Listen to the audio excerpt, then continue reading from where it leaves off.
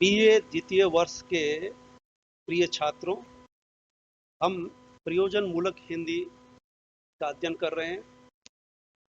प्रयोजन मूलक हिंदी में आप लगातार मुझसे जुड़े हुए हो। प्रयोजन मूलक हिंदी के तत्पश्चात हम अब अगले पायदान पर पत्रकारिता का वैशिष्ट्य में प्रवेश कर गए। पत्रकारिता क्या है, अर्थ और परिभाषा, इससे भी आप गुजर गए हैं। अब हम पत्रकारिता की विशिष्टताएं देखेंगे। पत्रकारिता की विशिष्टताएं अर्थ और परिभाषा से भी हमें पता चला।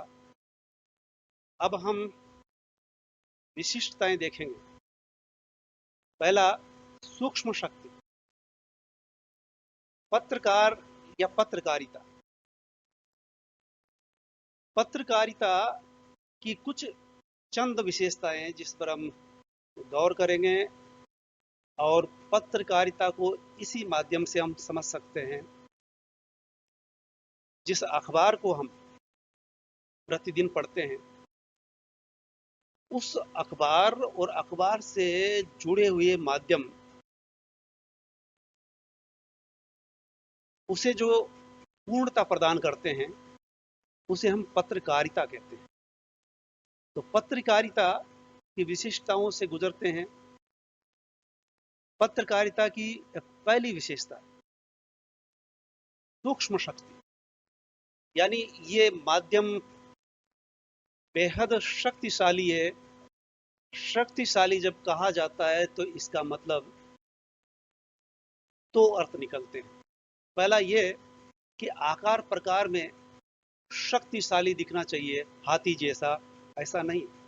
उसमें सूक्ष्म शक्ति होती है, यानी वो शक्ति ऐसी जो दूर तक असर करती है। और शक्ति किस तरह से है? अंदरूनी शक्तियां हैं, वैचारिक शक्ति है उसमें।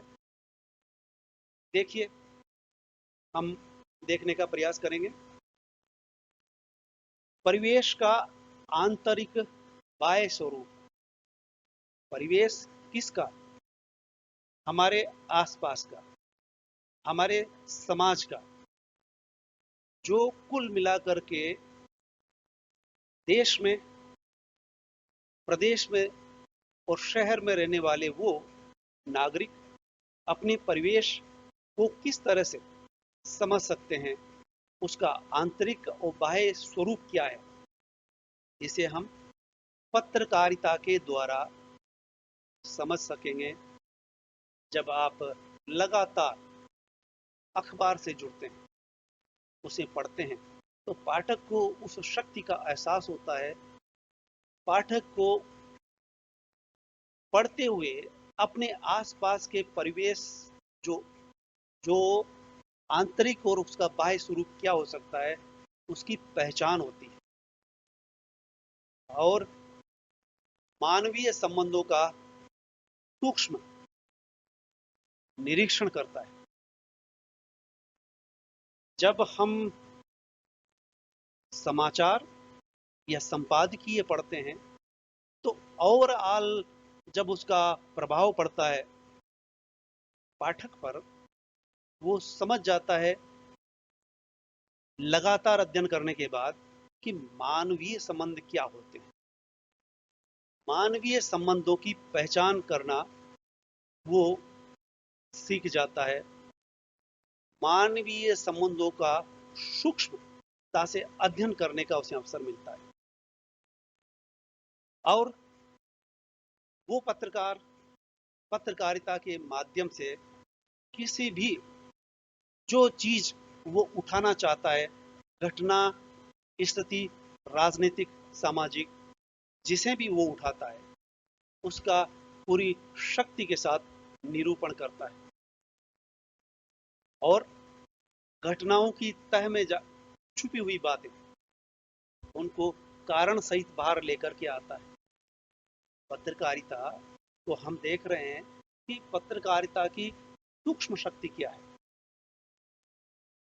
और जब हम अपने आसपास देखेंगे, रोज कुछ न कुछ घटनाएं घटती है, अघटित घटती है, उसके बारे में हम ज्यादा नहीं जानते, लेकिन वो अखबार और अखबार का संपादकीय पढ़ते हुए पाठक सहजता से क्रिया और प्रतिक्रियाओं से गुजरती हुई है, वहां पर बहुत बारीकी से विश्लेषण हमें पढ़ने को मिलता है।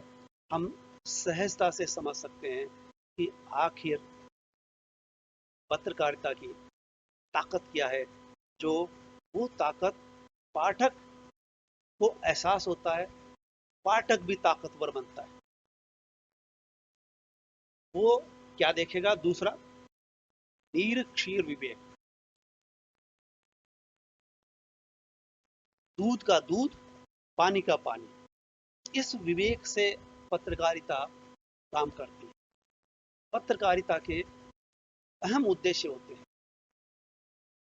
और आजकल हमें ये सुनने को मिलता है लगातार कि पत्रकारिता अपना स्वरूप खो रही है, उद्देश्य से भटक रही है। इस तरह की नकारात्मक सूचनाएं हमें मिलती है, क्योंकि पत्रकार लगातार आदर्श रूप कायम रख सके, ये हर वक्त संभव नहीं होता। इसके बारे में हम आगे और विशेष तौर से अध्ययन करेंगे। फिलहाल हम जान लें कि जब ये कहा जाता है कि इतनी नकारात्मकता के बावजूद पत्रकारिता का अहम स्थान है, क्योंकि पत्रकारिता से मतलब हर अखबार की पत्रकारिता।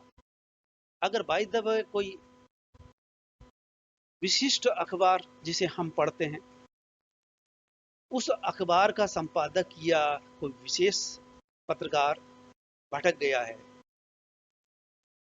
तो उसे कुछ समय बाद हटाया जा सकता है, उसका विरोध हो सकता है, या वो अखबार ही भटक गया हो तो पाठक उससे हट करके दूसरे नए अखबार से जुड़ सकता है। ये सब संभावनाएं हैं, लेकिन फिर भी नकारात्मकता के बावजूद हम ये देखने को मिलता है कि पत्रकारिता फिर भी अपना स्थान रखती है, इसलिए कि वो अच्छाई और बुराई का विश्लेषण करते हैं। समाज में, राजनीति में कई तरह की घटनाएं घटती हैं। ऐसी घटनाओं के बारे में हम पाठक बतौर पत्रकारिता के उन स्थितियों, जो अनिर्णय की स्थिति होती है, वहां भी पत्रकार हमें किसी न किसी निर्णय तक पहुंचाने का प्रयास करता है, अच्छाई बुराई की समझ पैदा करता है। और धारा विशेष से प्रभावित न होना पत्रकारिता की एक ऐसी खास विशेषता है जो उसे कायम रखनी होती है। धाराएं के खिलाफ चलना, यानी मुख्य धारा जिसे हम कहते हैं, वह भी कई बार अपना रास्ता भटक जाती है। वैसे में हमें पत्रकारिता उस मुख्य धारा की उन खूबियों के साथ साथ उनकी कमियों को भी उजागर करता है। इस तरह से हम ये देखेंगे कि पत्रकारिता का तीसरा पायदान सामाजिक मूल्य नियामिका, ये समाज में मूल्यों को नियमित या मूल्यों को बनाने वाली भी होती है। यानी यथार्थ को सामने लाने का इसमें प्रयास होता है। इसलिए कहा जाता है कि समाज का दर्पण का काम करती है पत्रकारिता। समाज कैसा है, जैसा भी है, उसे सभी के सामने प्रस्तुत करेंगे। राजनीति किस तरफ जा रही है, हम पत्रकारिता से जुड़ करके समझ सकते हैं। तो इस तरह से ये समाज का आईना पाठक को सहज ही दिखा देती है। समाज में क्या चल रहा है, कभी कभार विद्रोह, आक्रोश, किसी समाज विशेष में, वर्ग विशेष में फैल जाता है। किन्हीं कारणों से वो आक्रोशित होते हैं। ऐसे में पत्रकार और पत्रकारिता के माध्यम से पाठक ये समझ सकता है कि उसका सही मत क्या है, विद्रोह करने वाले का भी वो सही है या गलत है। वो लगातार ऐसी विद्रोहात्मक वर्ग विशेष से जुड़ करके खबर लाता है। और इसी तरह की बात हम देखेंगे कि भारतवर्ष में जब विविध धर्मावलंबी रहते हैं, सांप्रदायिक सद्भाव के साथ रहने का प्रयास करते हैं, कई बार इस सांप्रदायिकता के चलते कुछ घटनाएं घटती हैं। ऐसे दौर में दिशा निर्देश का काम करता है, दिशा देता हुआ नजर आता है। उस इस तरह की चीजों को लेकर के ये अपने अखबार में विचार विमर्श करते हैं। समाचार संपादकीय और लेखों के माध्यम से एक सही क्या है उस तक पहुंचाने का प्रयास करते हैं। तो दिशा देने का काम करता है, निर्देशक का काम करता है और सही मूल्यों का समर्थन करता है। जब सही मूल्य क्या है वहां तक पहुंचाती है पत्रकारिता।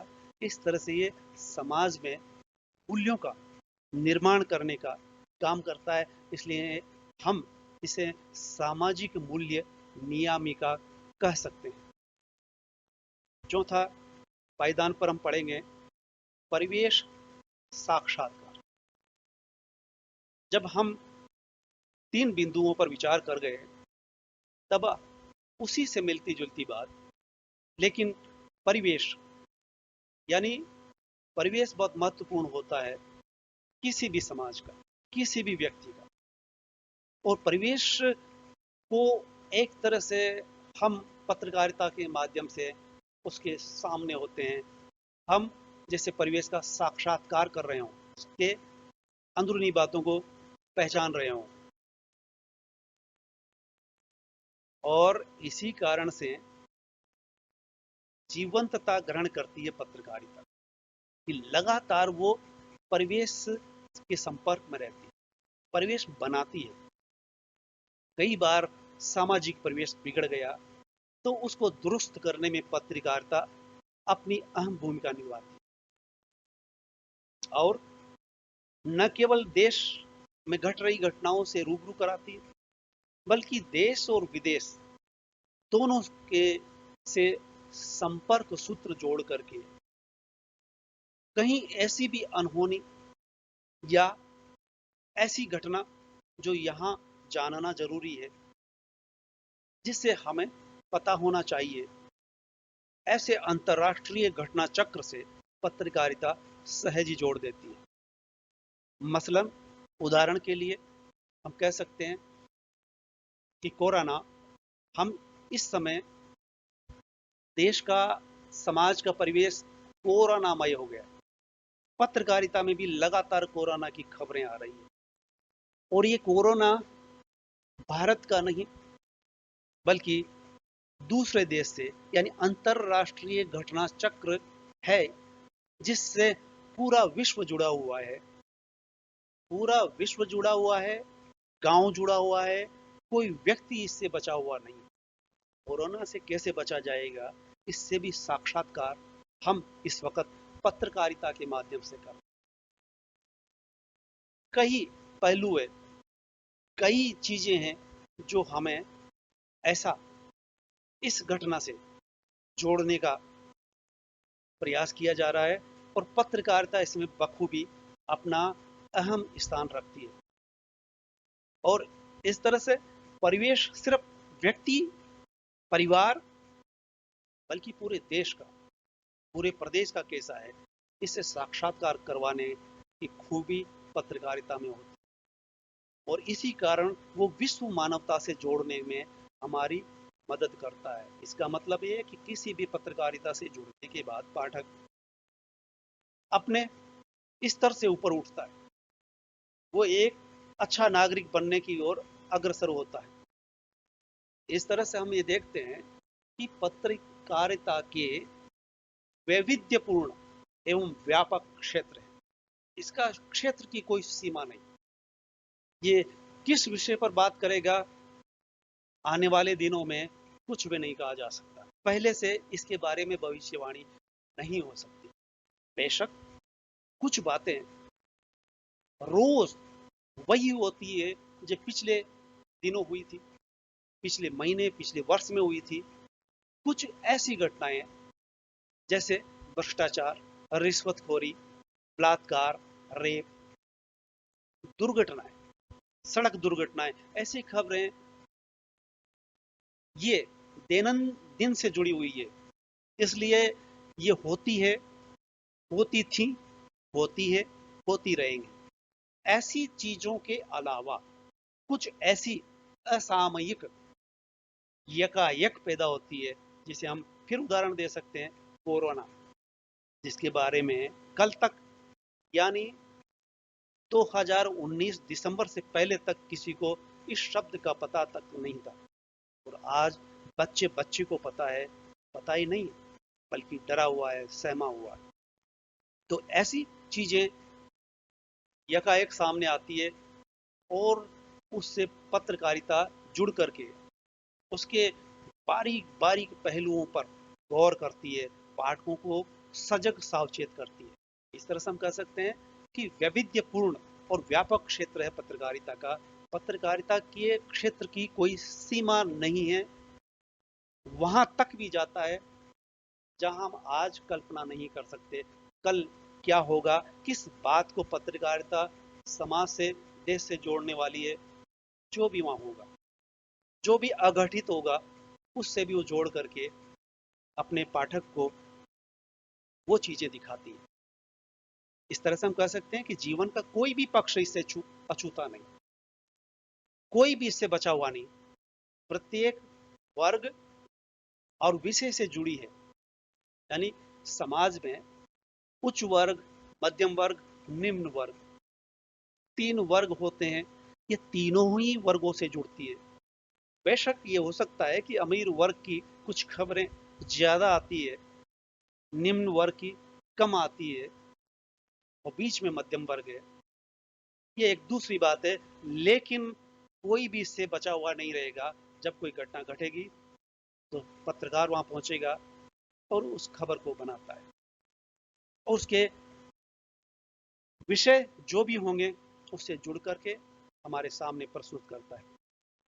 और न केवल इस समस्याओं पर गौर करता है, न केवल घटनाओं पर, बल्कि हास्य और व्यंग के पहलुओं से भी रूबरू करवाता है। जैसे अखबार का होना का मतलब ये कि जीवन का होना, समाज का होना, परिवेश का जीवंत उसके सामने होना। और ये केवल शहर से जुड़ करके नहीं रहता, ग्रामीण क्षेत्र की सारी खबरें इसमें होती है। किसान जो बहुत बड़ा तबका है, वो कई चीजों से प्रभावित होता है, उसकी अपनी समस्याएं होती है, उन सब से ये रूबरू करवाता है। यानी कि इसका क्षेत्र असीमित है। अक्सर पत्रकार को रूबरू होना पड़ता है समाज विरोधी गतिविधियों से। किसी भी तरह की हो सकती है, किसी के भी द्वारा हो सकती है।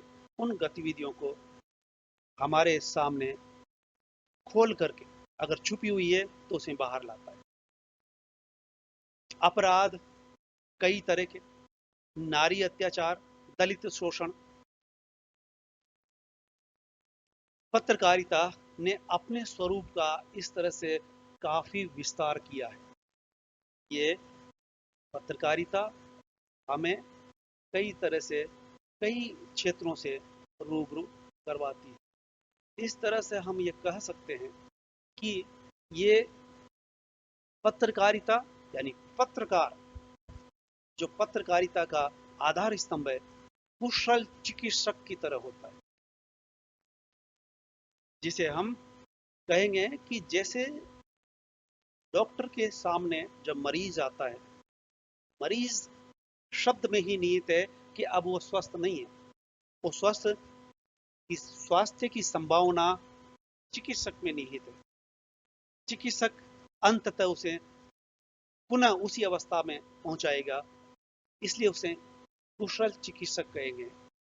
वो चिकित्सक नहीं जो उसे बीमारी छोड़ दे। इसी तरह से सामाजिक व विश्व स्तरीय स्थितियों, घटना चक्रों की नाड़ी परख कर उपचार करने में सक्षम होता है। पत्रकारिता एक कुशल चिकित्सक की तरह हमें दिखाई देता है। समाज में जो कुछ भी अनहोनी है, उन अनहोनी को, अघटित को धीरे धीरे ठीक स्थिति में लाता है, और विश्व स्तर पर जो कुछ हो रहा है उसको भी यहाँ दिखाता है। जैसे फिलहाल हमारे सामने कोरोना ऐसी विकट समस्या है जो वैश्विक है, और इससे हर व्यक्ति, वैज्ञानिक और डॉक्टर जूझ रहे हैं अपने अपने स्तर पर इससे बचने का, और लोगों को या समाज को स्वस्थ रखने का प्रयास कर रहे हैं। तो पत्रकारिता भी इसमें अपनी भूमिका निभा रही है। इस तरह से कह सकते हैं कि पत्रकारिता की निगाह बहुत तीखी और तेज होती है, तेज दृष्टि उसमें होनी चाहिए, जो रोगी का रक्तचाप का विश्लेषण कुशल चिकित्सक की तरह कर सकता है। अब जिस तरह से ये टॉपिक दिया है, बनाया है, ये एक तरह से बिल्कुल सही है कि चिकित्सक जैसे मरीज को ठीक करता है, उसी तरह से ये समाज को पत्रकारिता चिकित्सा करती है। समाज अगर किसी भी कारण से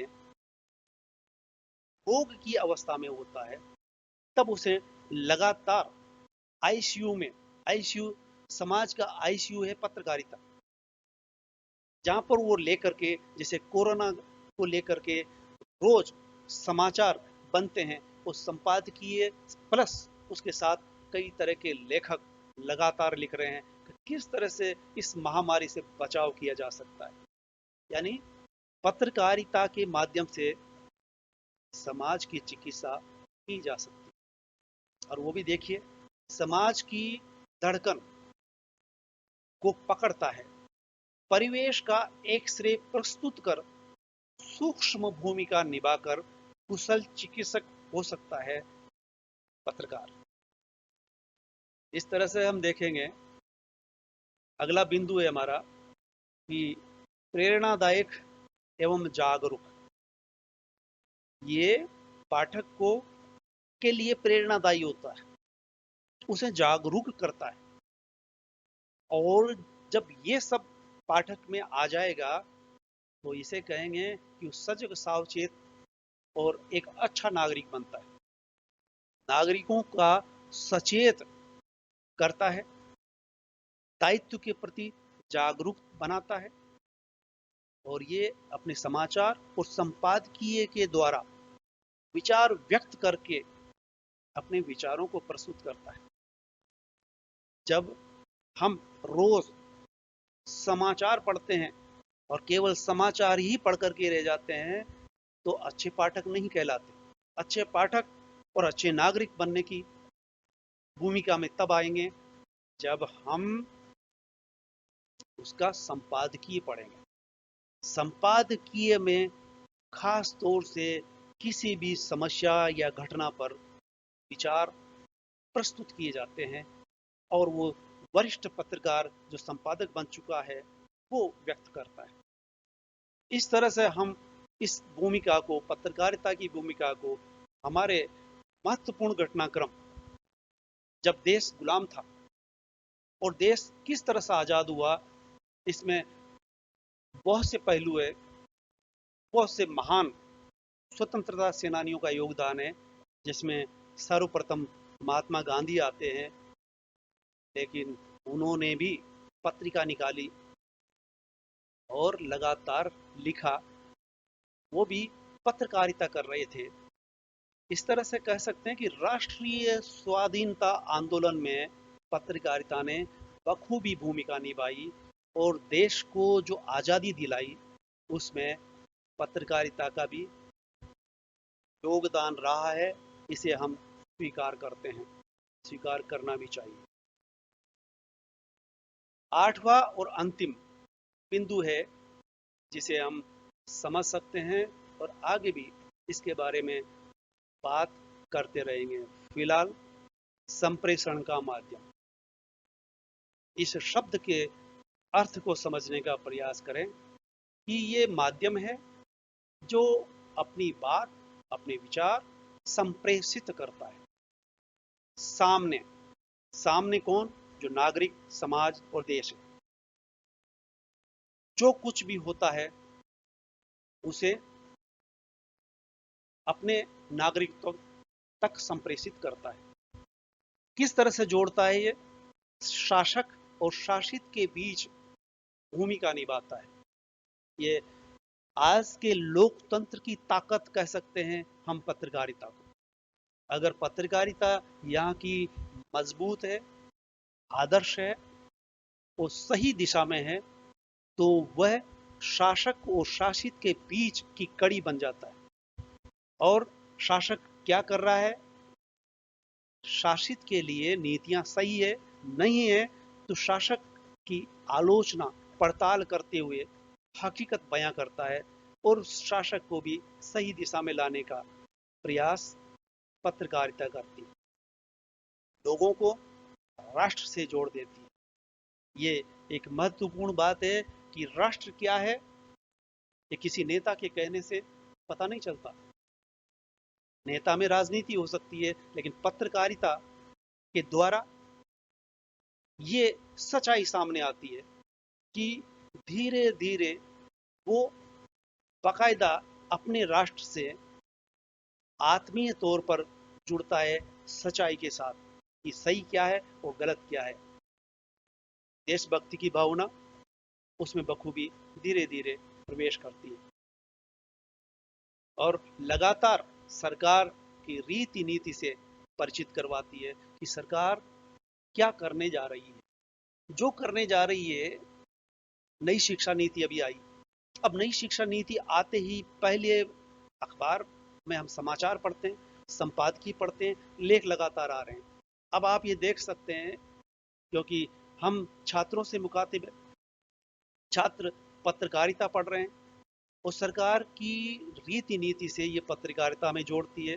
और सरकार की महत्वपूर्ण शिक्षा नीति जो 30-35 साल बाद बदली जा रही है, वो भी हम इस पत्रकारिता से उसके कई पहलुओं तक पहुंचने का सजग प्रयास कर सकते हैं पत्रकारिता से जुड़ करके।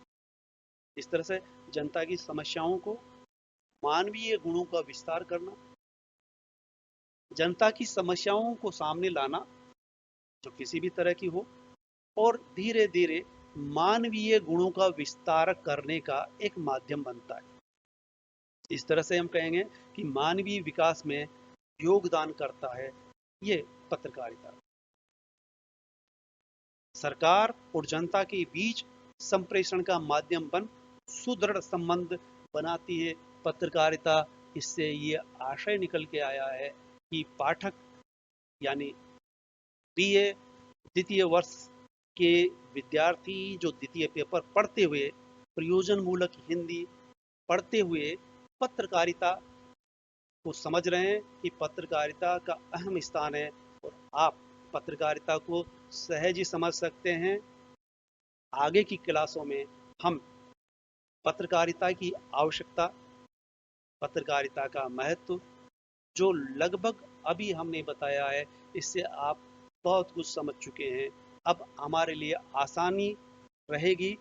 पत्रकारिता की आवश्यकता को हम लगभग समझ चुके, फिर भी हम अलग से बताएंगे। और पत्रकारिता का महत्व क्या है, यहाँ उसकी झलक दिखाई देती है और अलग से भी बात करेंगे। लेकिन इससे पहले आपको पत्रकार और पत्रकारिता के बारे में जब हम पढ़ रहे हैं, तो आपको निश्चित रूप से एक दो अखबारों से तुरंत जुड़ना होगा।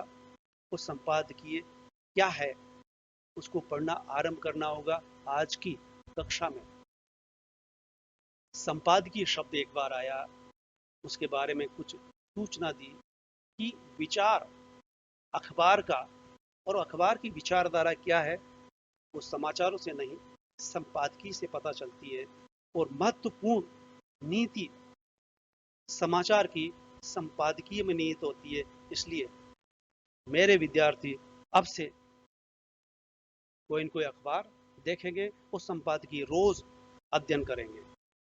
इस तरह से हम आगे बढ़ सकते हैं।